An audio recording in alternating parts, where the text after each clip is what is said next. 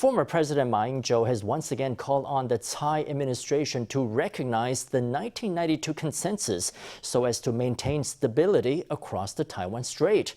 While the existence of the 1992 consensus is under dispute, it says that both sides of the strait are China and that each side can interpret for itself what China means. The presidential office responded to Ma on Friday, saying he was out of touch with the times.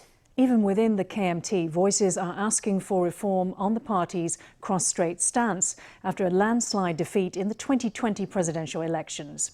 An ally of Ma, Taipei City Councilor Hsu Chiao-hsin, says the reason the 1992 consensus is facing challenges is because it has become tied with the one country, two systems framework for Taiwan put forward by Chinese leader Xi Jinping. On the 70th anniversary of the beginning of the Korean War, former KMT President Ma made a Facebook post calling on China to immediately cease its military intimidation of Taiwan. He also urged the Tsai administration to re-include the 1992 consensus and its one China different interpretations as the basis for its cross-strait policies, to not push the Taiwan Strait to the brink of war. Since the start of Tsai's term in office, Ma has repeatedly called on her to recognise the 1992 consensus. If President Tsai does not wake up and correct this mistake, she will be doomed to become a president who forfeits sovereignty and humiliates her diplomatically isolated country. I think former President Ma Ying-jeou is probably stuck in the past, even though the times and circumstances have changed. We have adopted a policy of non-provocation in our cross-strait policies, but we firmly uphold our sovereignty.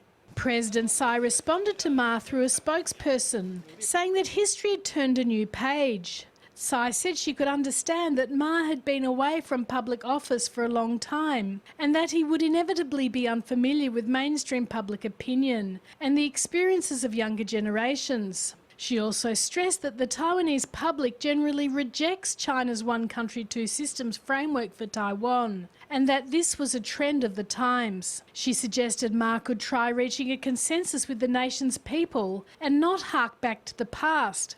Even then, the 1992 consensus seems to no longer be the cure-all that Ma envisions.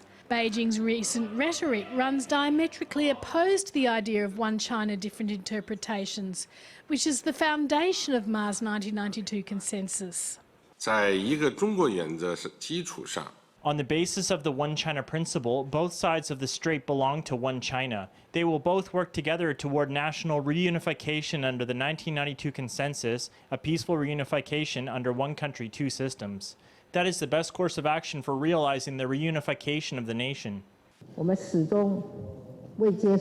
We have never accepted the 1992 consensus. The fundamental reason for this is that the Beijing authorities define the 1992 consensus as the one China principle and one country, two systems. Cross-strait relations were one of the key factors behind the KMT's defeat in the 2020 presidential elections.